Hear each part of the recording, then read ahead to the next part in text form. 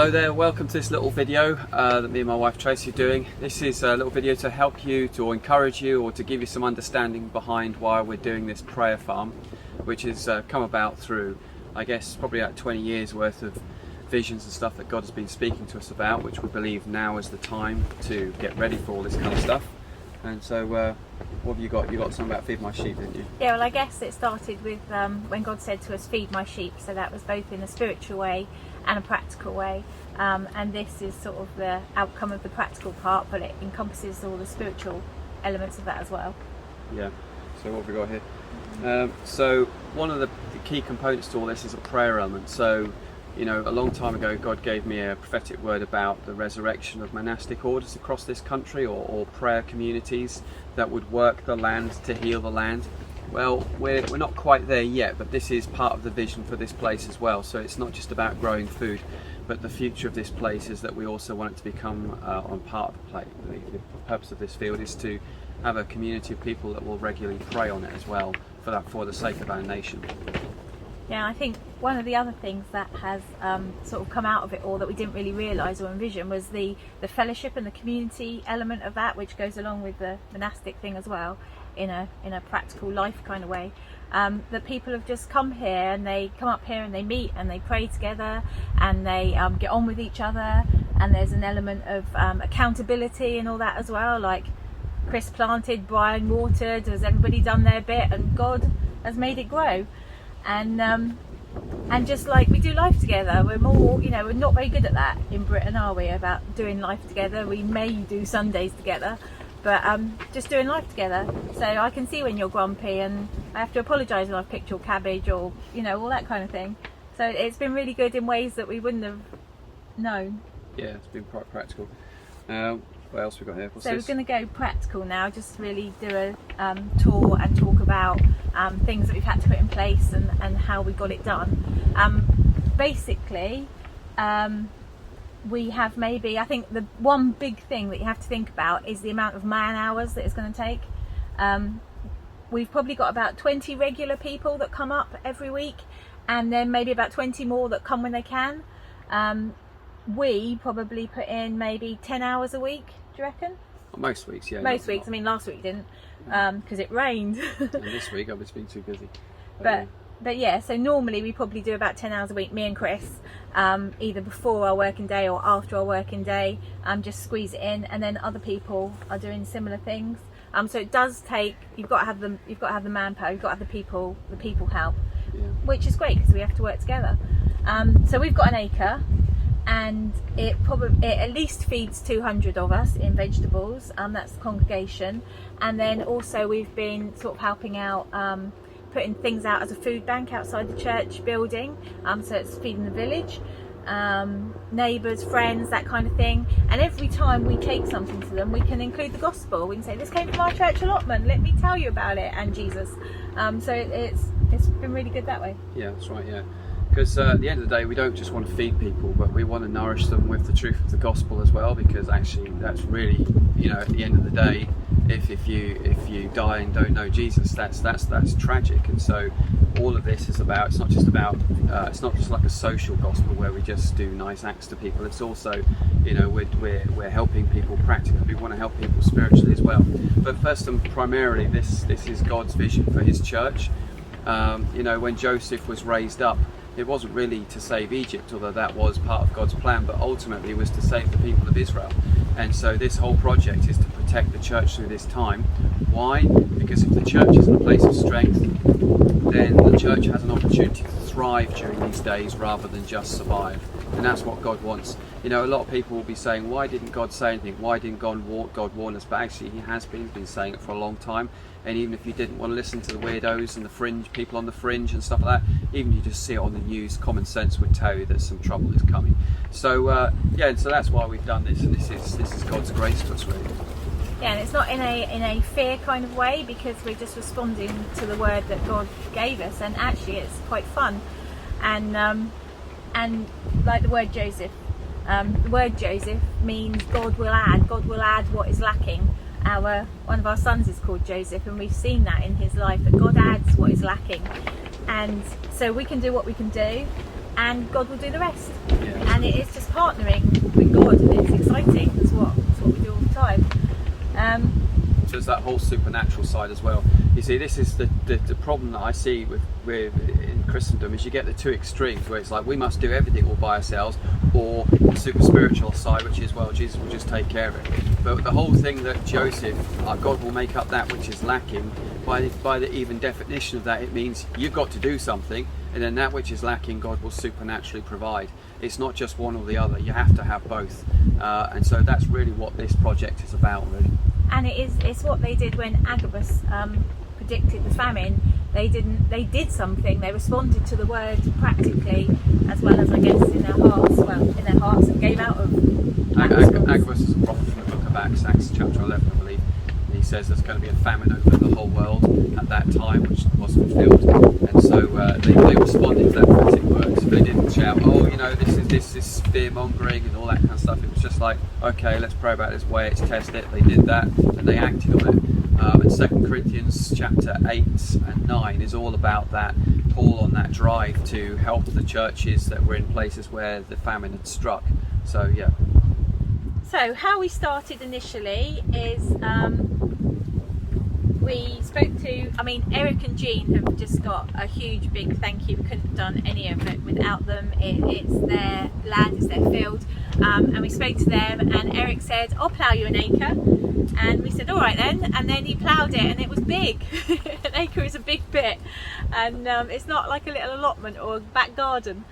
So we split it into 5 areas. We've split it into brassicas, onions, legumes, roots and potatoes. And we've got sweet corn up there with the potatoes. And then last year we had teams on each patch. But this year I think it's worked a bit better, where we've just had team leaders on each patch. And then they've sort of disseminated down to anybody that can come up and do bits and pieces. Anywhere they feel like. So if you can't bend, you can water. If you're a bit worried about sowing things, you can weed. And everyone's worked really well together, and they formed like little friendships and little groups as they come up.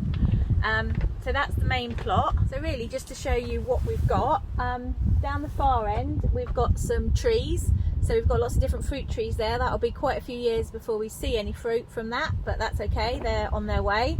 And here Rob has very kindly built us some raised planters. So this is good for people that can't bend. They can come and tend this, or harvest this, or deal with this.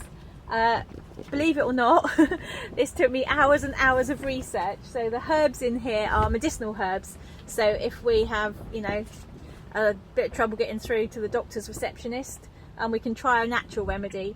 So these are good for cooking, and they're good for medicinal purposes as well. And then we've got in the polytunnel. So in the polytunnel we do all our sowing early on in the season, and then we've got the things that like it hot. So we've got tomatoes, we've got cucumbers, we've got peppers, and we're also drying the onions out in here. We had blight last year, so they're all in grow bags and things like that this year. Eric, wonderful Eric again, helped us out with the polytunnel, and a load of our guys got it up. Don't know how big this is, Chris. How big is it? 60 foot long. About 60 foot long polytunnel. I think we could probably make better use of it, but we're still working on it. You following me? Yeah. We've got peppers and tomatoes growing down there. We've also grown some flowers in here for pest control, so everything we do is organic. We're not using any chemicals. So we've grown marigolds and flowers in here to put out for pest control with things.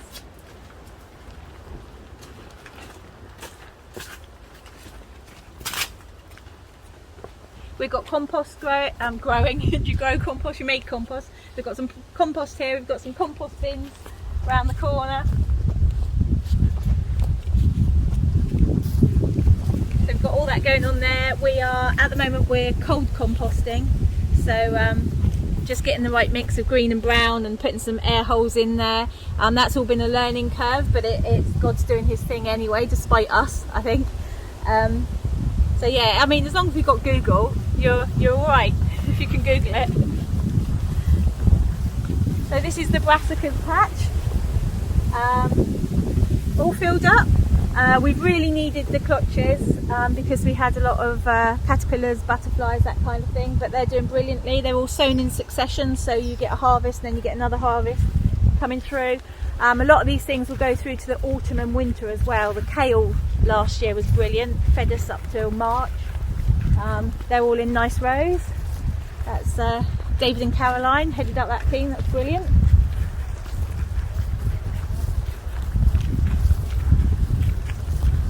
What's this? Oh, this is the onion plot. So a lot of this has been harvested, so you've got some weeds coming through. Eric again is brilliant, the farmer. He comes along and rotivates for us, which is a huge help. Yeah. Wouldn't like to do that on our own. So in the distance there, you can see like these two sheds. One of those sheds is just completely full of onions all hanging out, and then just over there we got like a little chicken coop over there with our chickies. And we had onions, leeks, spring onions, garlic in here, and they've all done really well. It's just the weeds keeping them under control. And then we've got some fruit. So people have donated, bought, given. So we've got a few random things. We've got aubergines, raspberries. We've got a big strawberry plot over there. That's all coming along. I can see raspberries. Right. So the next plot is our Lagoons Plot. My daughter's in charge of this. So we've got runner beans. We've done them in succession again. So hopefully we'll have one lot and then another lot come through. They come through really quickly. You can eat runner beans till the cows come home, but you can freeze them as well, so that's good. This time of year you want to be looking to freeze stuff, chutney stuff, relish stuff, soup stuff, and dwarf beans as well. They're really nice. In here we've got butternut squash, pumpkins, summer squash, so some of that will be coming through a bit later on when there's not so much going on. We did have broad beans and not sweet peas, what are they, just peas in here, but they didn't work very well. There's some sort of bug and rust stuff that we'll have to rethink that next year. But we tried some organic. Some of the organic methods worked, the milk and the garlic and the water, that worked for a while. It just depends on your soil and your land and the pests that you have around, really, what works. This plot is the roots plot, and we've started experimenting with no dig on this one this year, which has been really good. It's really good for water retention, it's really good for weed suppression. There's a really good documentary called Back to Eden, if you haven't watched it. That's a Christian guy that does no dig. That's been really good. We've got squash here again. We had a bit of a labelling issue, so we're not quite sure what squash we've got, and we've got some cucumbers by mistake as well. But that's all there. They're like coming out of our ears at the moment. That's good. And then we've got some outside tomatoes. We've got some radish down there. Radish takes a couple of months to come through, so you can just constantly be repeating your radish harvest. Carrots there. More carrots, parsnips, beetroots, turnips. It's also working out what your guys like to eat as well. I think ours weren't too hot on the turnips, but they love beetroots for some reason. So just planting what you know you can eat as well, and things that will last. The roots will stay in the ground for a while, so you can take them out as and when you want them. This is sweet corn. We're going to harvest that today, and up the end we have potatoes. So yeah, it's been really good. Eric's been in charge of all that. He's doing a drip irrigation thing because he's marvellous. Yeah, do you want to go to the chickens? These are our cute little chickens. We've got 9. They're nibbling on sort of leftover leaves and dodgy corn sticks. They're enjoying that. We get 9 eggs a day, so that's good. We could do with more. They're in this cage, which is amazing. Marvellous Rob again built this, so it's on wheels, so you can just move it around.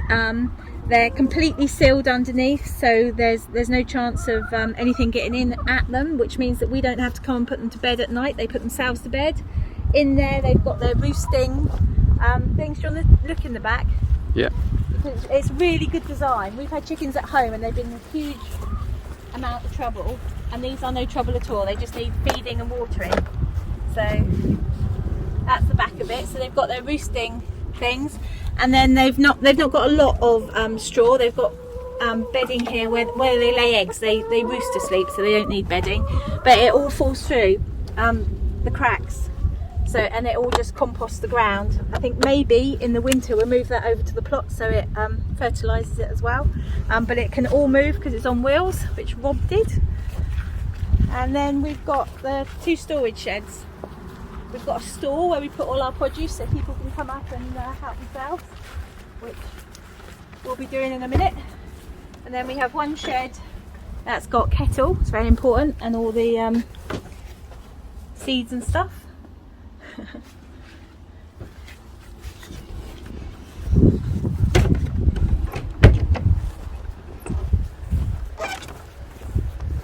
And then our other shed are all the garlic, and it smells nice. All the garlic and onions are drying. I don't know how long that takes. But you can eat them not dry, but they don't last. But for them to last and keep, then you need to dry them out, so they'll be good over the winter.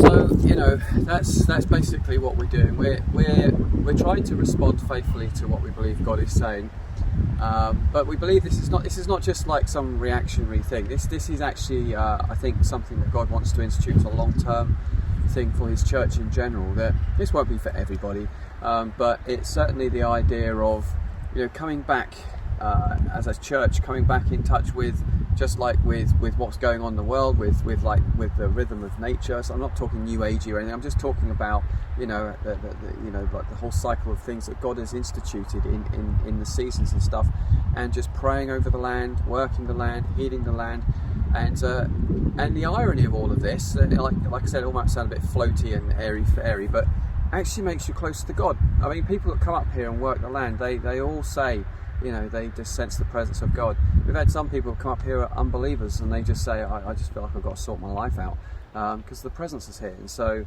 there is this wonderful connection, and I think it's something that as Christians we just don't have anymore, whereas the ancient church in Britain had a great connection, the church calendar and the land and everything else, and it was all kind of part of who they were, whereas now we're very kind of dysfunctional. We're just like, we do cities and we do this, and it's just such a shame. So this is kind of a long-term project, isn't it? Yep. I'm done. Anyway, hopefully that's blessed you guys, and as I said, this is just what we're doing in response to the Word of God. We wanted to show you today, just to encourage you that you could do it too. You might think, well, I haven't got that kind of resource and stuff. Well, you can start small, you can start wherever you're at, but you just need a team of people. That's the thing. You can't do this by yourself. There's no me, myself, I and Jesus ain't going to work. You've got to have a small team of people, and you can do a lot together. And yes, it is quite hard work, and yes, it is hard graft sometimes, but that's part of the joy of it as well. And it's just God's plan and God's provision for us, and it's very cost effective and it's good fun. I was going to say, the amount of money that it's saved us. We've saved over the summer months, this year and last year, we've saved about £200 every month on our shopping bill. So times that by the rest of the 200 people, I mean, it's really cost effective, and God knows what He's talking about.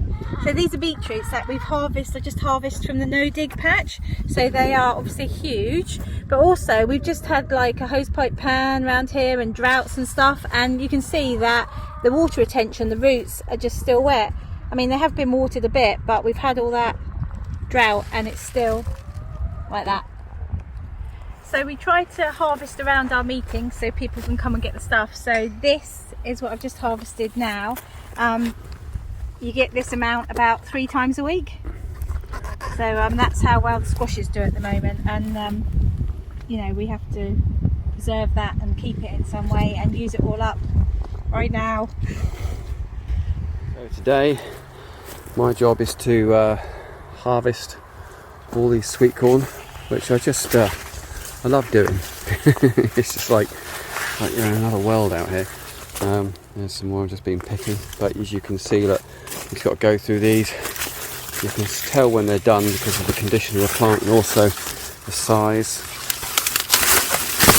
There's like that nice sweet corn there. I would unwrap it, but can't do it with one hand. There's some here that are really lovely, huge, and they taste nice. Quite well, very sweet, nice and puddingy. But yeah, so what you've seen so far, you might think, well, that's not much crop for one day, but that's just like some of the surface stuff that we're taking off at the moment. There's so much more, and more often than not, we actually have too much food on our hands sometimes. So it just shows you the bounty. But also, just from a practical point of view, with things like sweet corn, you can literally just, as they are, just chuck them in the freezer and they'll last for a long time. So that harvest has taken maybe about an hour and a half. Yeah. And we'll just sort it out into all the congregations, and everyone will have loads for Sunday. Yeah. And again, you know, we have a family of 5, but for you know, a lot of people in the congregation where they're just 2 of them or 1 of them, you know, for example, that's going to go a long way. Is that a marrow courgette? That's a group soup. It's a group soup. But courgette actually means little marrow, so if they get too big, you can just do the same things that you do with a courgette that you do with a marrow. Okay. Soup is good. Yeah. I don't know much about this at all. I just like Apostle Paul. I only know about Christ crucified. That's about it, really. And even there, I'm like struggling. Yeah, okay, Mary.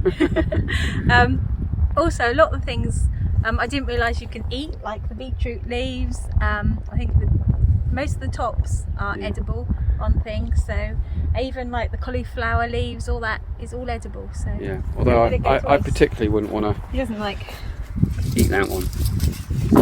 But you can eat these. They do taste quite rubbery though. It tastes like you're eating a rubber glove. But stir fry the big ones, salad the small ones, and you don't eat beetroot at all. No, which is a shame because I'm the one that grows it all. Well, there we go. Anyway, hopefully this whole little video has blessed you and you can get a good idea of what we're doing. And yeah, so until next time, God bless you all.